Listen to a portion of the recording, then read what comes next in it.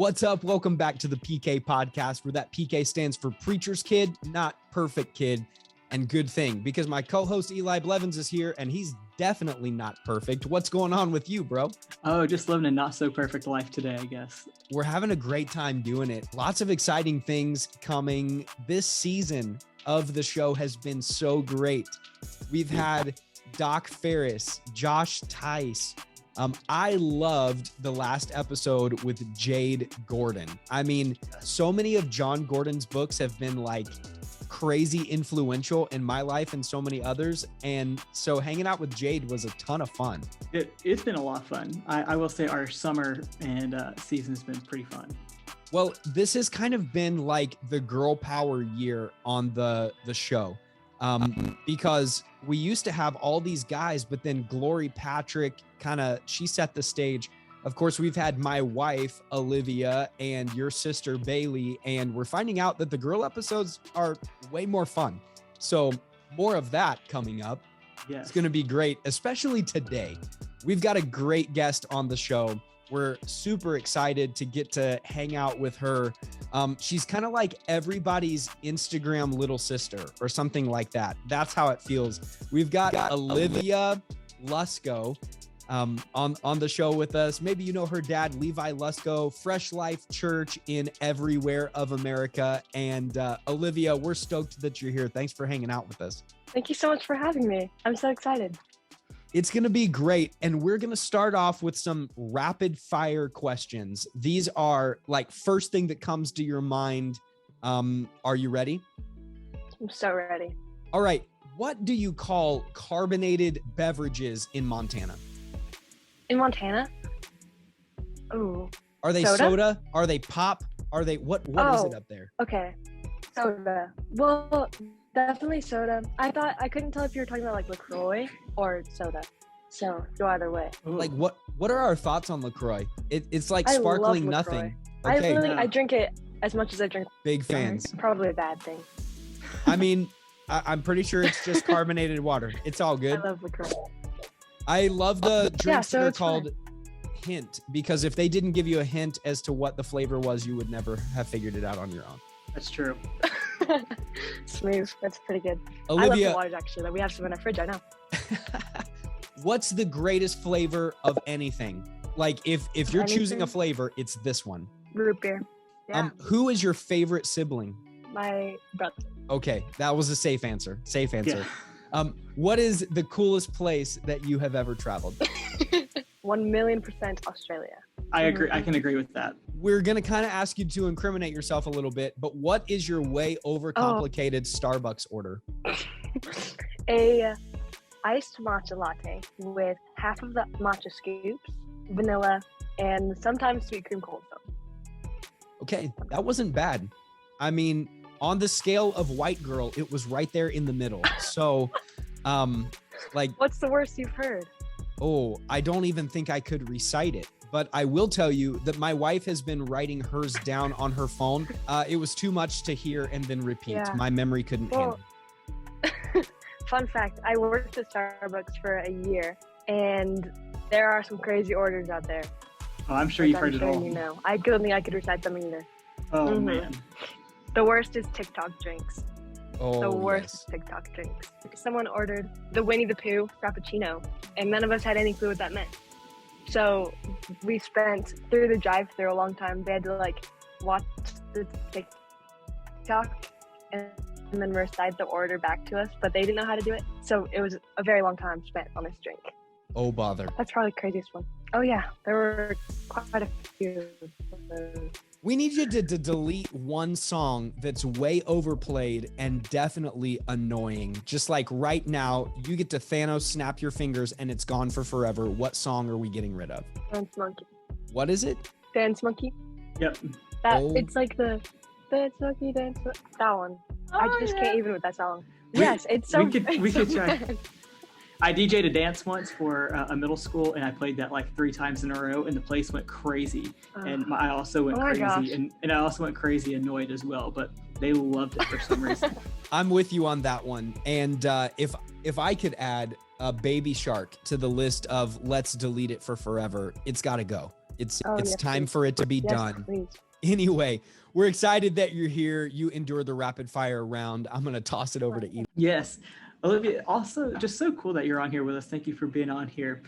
We just want you to share for a few moments what it's been like growing up as a pastor's kid, and just kind of share some of your experience with that, what it's been like. And so, yeah, floor is yours. Awesome. Okay. Well, I have pretty much spent my entire life a pastor kid from about a year old. So I feel like that counts as my entire life. It's really been amazing. The different traveling experiences, meeting such cool people. Thankfully, there's never been pressure to be something that I'm not. Something that I realized a few months ago was that my parents have never forced me to believe in what they believe in. It just, they helped me figure it out on my own. Like, I've grown up reading the Bible in my house and going to church every weekend, but I never, like, growing up, sometimes get worried that they might not be your beliefs, but I've been able to find out that everything they've taught me has held true, and it's not just, I'm not living out their beliefs, I'm believing in my own through Christ. So finding Christ on my own was amazing. And I think being a PK, there's always a struggle of not knowing friends to, like, when you meet people, you're not sure if they only want to know you because of your family or because of you. So growing up and learning discernment when it comes to people, and kind of just remembering that you're your own person and you're not your parents, is a huge part of being a PK, because you grow up and everyone's like, oh, you're pastor so and so's daughter, right? So, like, figuring out who you are in Christ and just as a person is a big part of being PK in my own life. What I That's really good, and it's super true. I think every PK walks through that. Who loves me for me, who wants to get to know me for me, and who just wants an in to my dad or my mom or both. And yeah, one of the things about your parents that I have really enjoyed observing from afar is that it seems like they take their marriage and your family life super seriously. And I know they're not perfect, and I know things aren't easy, but what is life in the Lusko house really like? I've realized more and more do have it really, really good. I started going to public school, and I kind of realized how many people have really hard family situations. So I've become more and more grateful that I have such amazing parents. But as you said, everyone does have, like, everyone fights and everyone does the wrong thing. So everyone makes mistakes. I fight with my dad all the time, but just as much we love to watch movies together and play games and play tennis. We play tennis all the time. So I think it's just a balance, but I do have it really good with them. They're amazing. What is their marriage like? Because if you follow your dad or mom on Instagram, you see the date nights on the regular. Yeah. What is it taken for them to be such a strong couple? And has that influenced, like, other relationships in your life, having watched how theirs has grown? Yeah.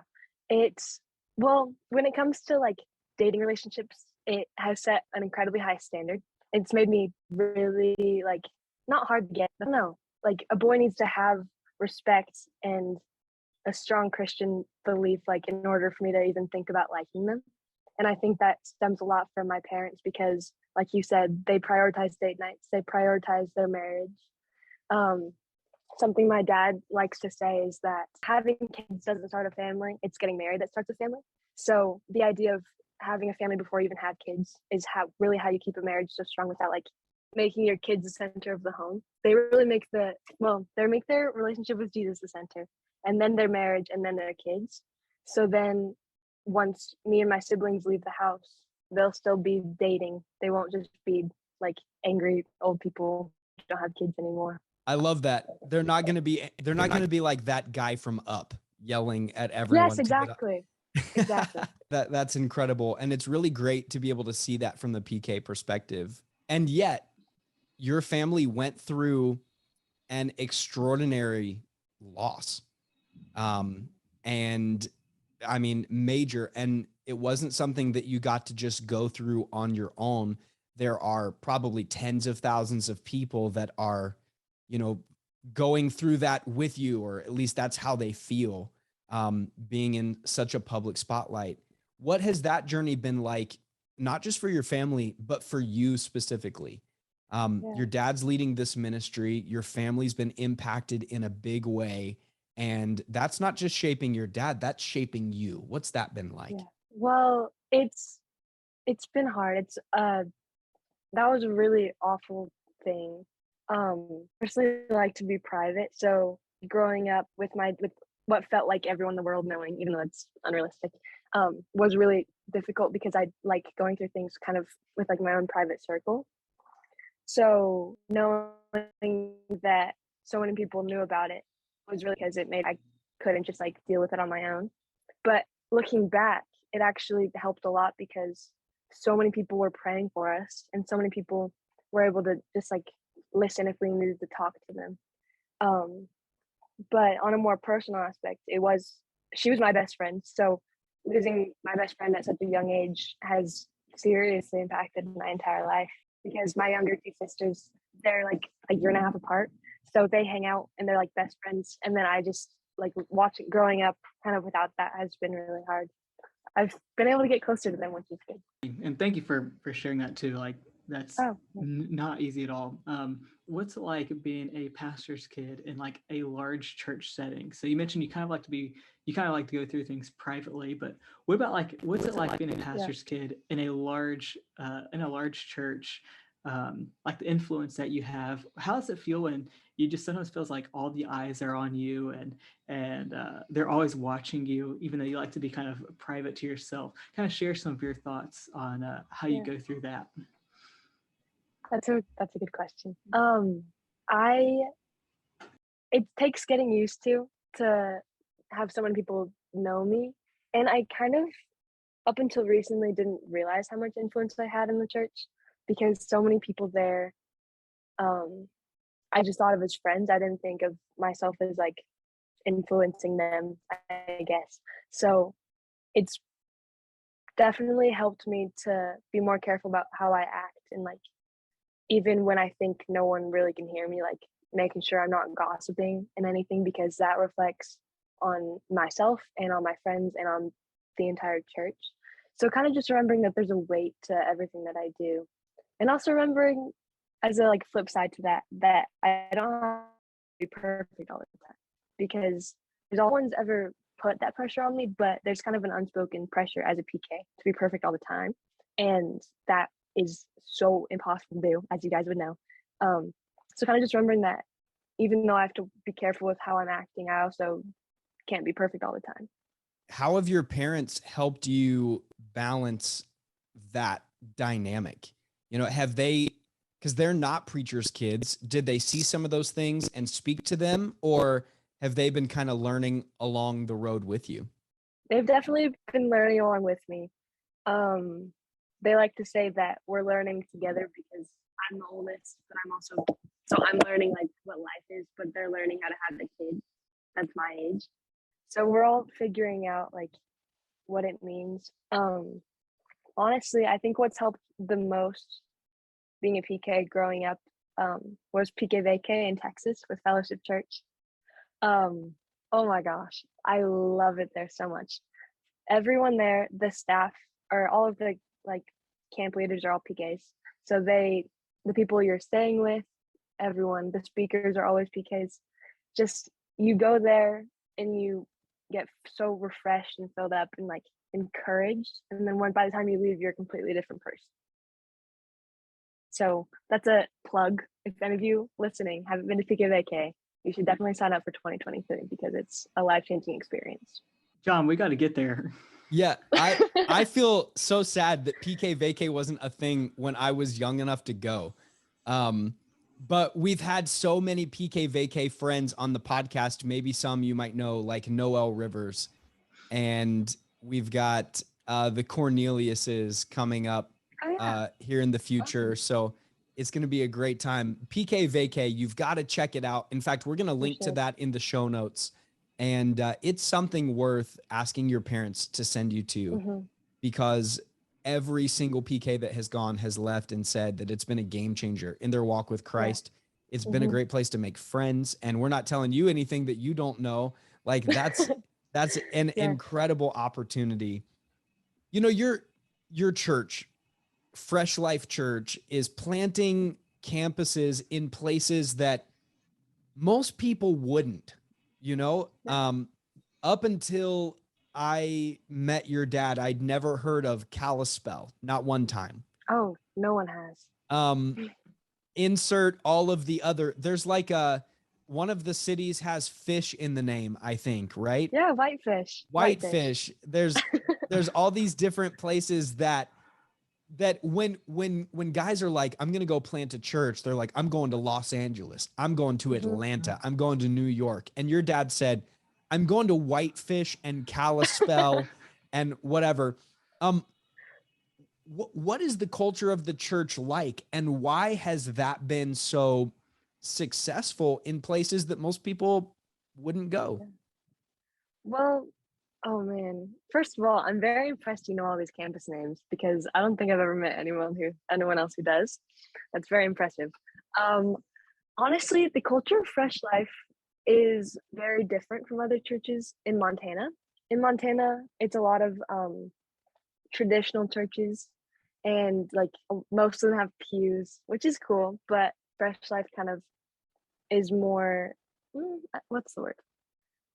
Not modern, maybe that's the right word, but I think it's just what a lot of people here are really craving, like community and a really fun worship experience. So like loud music and just fun dancey songs, but also like really meaningful stuff. So it's not like it's not like anything else here. It's amazing. I love Fresh Life. So what is your favorite worship song right now?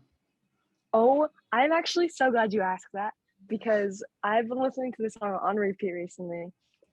Who's it by? It's called Sound Mind. Okay. I don't remember who's it by, but it's so good. It's based off of 2 Timothy 1:7 or 1:8, maybe 1:7, one of those two. But it is so good, and it makes me cry almost every time I listen to it. So we got to go listen to it now. That song. Go listen to it. Yes, we'll have to go listen to that. That's awesome. I want to subscribe to the Alivia Lusko Spotify list. I think if that's not a thing yet, it should be. Honestly, I would be okay with that. That would be pretty awesome. What's the guilty pleasure band that's on the secret Spotify list? Oh my gosh, guilty pleasure. Honestly, I don't have any guilty pleasures. I love all my music so much. I don't feel guilty about them. She's not ashamed. No, I'm not ashamed. She's jamming to Justin Bieber and she doesn't even care if everyone knows it. I do not care I love Justin Bieber. Who doesn't though? I mean, come on. Justin Bieber is the best. There was a time when I loved Kids Bop, but that time has passed. Oh, but Kids Bop is still awesome. What are we talking about? Sometimes, you know, we have the XM radio in our car, and sometimes we'll skip over this Kids Bop channel, and I'm listening to the songs that these kids are singing, and I'm like, they can't know what that means, right? Like they have no clue. They're like 8 years old. Don't. And they're like, there's gonna be one less lonely girl. And like, where are you gonna take her? Lunch? So who's your favorite artist? And what is like your favorite movie or TV show or anything like that? That's such a loaded question, because I am so bad at picking favorites. I just love all, I will have a playlist that has 80 songs on it, and each genre is so different. I'm very indecisive when it comes to music, but I love it. Beach Boys is definitely up there. I love the Beach Boys. Come on. That is incredible. I live at the beach, and so that's always playing. Oh, it's just the best summer. Well, not summer. Anytime music. Just such a vibe. Yes. Let's go. Endless summer. Yes. Even at Christmas, Run, Run, Rudolph. Let's. I mean, it doesn't get better than the Beach Boys. That's amazing. It doesn't get better. You said you love watching movies with your dad. Is there is there a particular movie that's been like the bonding movie, or a TV series that you love? We watch everything together. Oh my gosh. I think, well, definitely up there is Pirates of the Caribbean. That's an all-time fave. Come on. 1,000,000%. But also me and my dad watch every single Marvel movie together. I'm a fat Marvel nerd. I love Marvel, everything. So every time there's a new one, we like talk about it and then send like on Instagram, we'll send the post to each other like, oh, I'm so excited for this. And then we watch it and we're almost never disappointed, except for the new Thor. That was disappointing. Yes. I haven't seen it yet. The new Doctor Strange too. They were both disappointing. Yeah. Iron Man is probably one of my favorites. I watched Iron Man 3 get filmed in our town here in Wilmington because that's because they were there. And so I remember one time we actually got kicked out of our pool because they were doing like an extra like scene there for it. And I was like, if we got kicked out of this pool here, I guess it's for Iron Man 3 being filmed. Come on. Oh my goodness. I'm so jealous of you right now. I feel like Iron Man. I didn't see anybody. I just saw it like them setting everything up and that kind of deal. But that's so cool in of itself. Oh. Yeah, Eli's over here watching Iron Man get filmed, and all the Outer Banks people are chilling on the beach right next to his house. That show is so good. Yes, that show is amazing. Yeah, all the summer shows, the blessed life. All the summer shows get filmed in Wilmington here. I don't know why. It just is what it is. You picked a good spot, man. Come on. Sadly, not that many movie productions come to California, Montana. I have no idea why. Well, let's make a petition to get more movies in Montana. Yes, please. It's gonna have to be like a Western. Like where's Yellowstone? They're from Montana, right? Actually, I have no idea. I've never watched it. But everyone asks about it. That's for sure. I've only seen the first episode, I think, and I'm assuming that it's Montana. Olivia, my dad was an evangelist for a long time, so we went church to church every single week. And I remember we spent like 4 or 5 months up in Montana and a couple of the surrounding states. And wow. I got to tell you, it was not my favorite. We're getting ready to leave. We're a few weeks away. And my dad's like, is there anything up here that you want to do? And I'm like, well, first of all, I don't think there's anything to do. But if we're going to do something, I'm like, I have 2 things on the bucket list. I want to go to a Fresh Life campus, number 1, and I want to go to Yellowstone. I want to drive to the park and see it. As we're getting ready to go to Yellowstone, this pastor looks at us and he goes, you don't want to do that. Let me tell you what's way cooler. You got to go see a ghost town. Have you gone to see a ghost town in Montana? I haven't, no. Yeah, don't. It's the worst. It's like worse than an abandoned mall. Which we have a lot of here. There's like 15 or 20 houses and a saloon and nobody's there. And so we're like, well, if this guy says we should go, let's do it. So we skipped Yellowstone, went to the ghost town. We're there for 10 minutes and we're like, no wonder this guy's church looks the way it does. This is what he does for entertainment. He pastors Ghost Town Baptist Church, and he, for fun, goes and hangs out at the ghost town in Montana. So, wow, I see. Fresh Life was the highlight of the entire trip. It was amazing. That's amazing. Honestly, it doesn't sound like a very high bar, but I'll take what I can get. And thank you for the compliment. I love it. Thanks for the honesty, John. So Olivia, I have seen videos and such of your dad doing this really strange thing, and I want to know if you partake in this. And it is the ice plunge or the cold water plunge. And yes. I'm all for the sauna. I'm all for the sauna. This stuff. Do you ever do this? I did it last night. Oh my gosh. I did. But why? Actually, that's incredible. It is so good for you, and it kind of sucks in the moment, but the moment you get out, you feel so good. That's awesome. I don't even know. I actually I hurt my back a few months ago, and there was a point where I was doing it twice a day. Wow. So it helps a lot with the back. It's basically like one big ice pack for anti-inflammatory stuff. You know? I mean, that makes sense. I mean, it makes sense. I just am like, okay, I gotta try it now. So I'm gonna find a thing and I'll tell you how it goes. Do it. No, you so should. The best way to start is to start with like ending your showers with like 30 seconds of cold water, and then just like work your way up, and then you'll be in a cold bath and you'll be like, this is so easy. I know how to do this. Okay. All right. PKs, you've heard it here first. Your homework assignment for this week is to end your showers with like 30 seconds to a minute on the coldest temperature. Yeah, do that. And progress. It's so good for your brain, like your brain power. You'll be able to do anything you don't want to do. We're taking the Bible literally here. God's like, I'd rather you be cold or hot. And the Luskos are like, we're going with cold. That's the direction we're headed. Well, we live in Montana, so we didn't really have an option.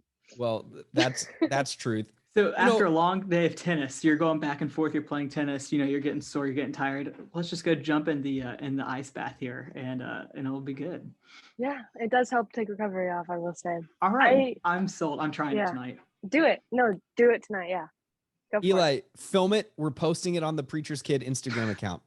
Yes. The problem is that it's going to be a shower, and so I can't film that. No, that'd be awkward. Don't do that. I will find like I'll find something this week though, and that's my promise. Do you want to know what we use?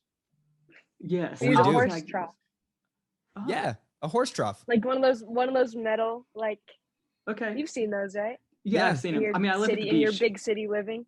I live at the beach. I don't live in a big city, but I do live at the beach. We have like coolers to take to the beach. I'll get in one of those big coolers. There you go. Just get Yeti to sponsor you.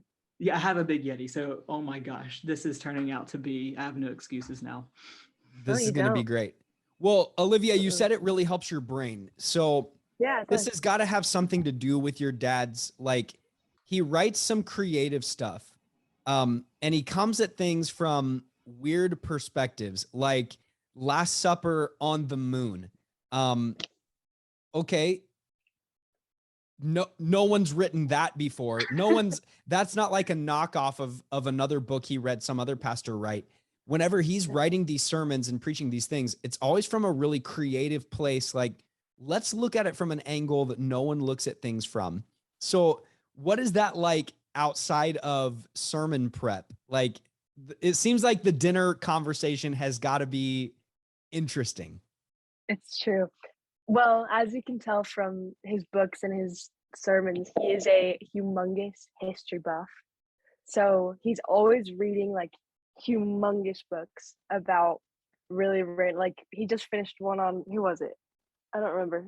One of the Ulysses S. Grant, like one of just like random people in history, and then he's like, this is my favorite person in the world. So yes, the dinner topics range from the moon to people in history to science stuff like cold plunges. So yeah, it's definitely, we always have a lot of topics to talk about when we're at the dinner table, for sure. I think we need to know when the campus is going to the moon. When are you going to start the Fresh Life on the moon campus for Fresh Life? And do you volunteer as a tribute to go and help do that? I would totally be down with that. I've heard some pretty good things about the moon, so I want to try it out. Fresh Life Moon Campus, sponsored by Elon Musk. It's gonna be a really great thing.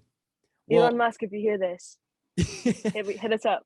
He's listening. Yeah, he's our number one listener. Sponsor the podcast, and let's get Alivia to the moon. It's been so great hanging out with you. It's a ton of fun. We're gonna have to do some like Instagram live stuff. Yeah, of course. That would be a blast. But one of the ways that we love to close out these episodes is with this. It's like an open letter to ourselves, dear younger me. And we've got PKs who are in their 20s or 30s or 40s that are like, I'm speaking to 16-year-old me, which is always really cool. But you are 16, and God has done so much in your life. You have an incredible amount of maturity and an incredible amount of influence. Plus, you're a ton of fun. Like, we're linking Alivia's Instagram in the show notes, and every young PK girl needs to go follow her. She's going to be your new hero. Or guy. I'm single. Or guy. Or PK guy. The Bachelorette is starting right now, starring Alivia Lusko. Yeah. You heard it here first. I think I just got a threatening message from Levi Lusko's account. But PK girls and and single guys, reach out. Alivia is saved, single, and searching, and it's going to be really great. You've got to go through the gauntlet and pass like a background check and submit like 3 references. But it's going to be really good. Also, you're going to have a really good, like 5 o'clock shadow shave.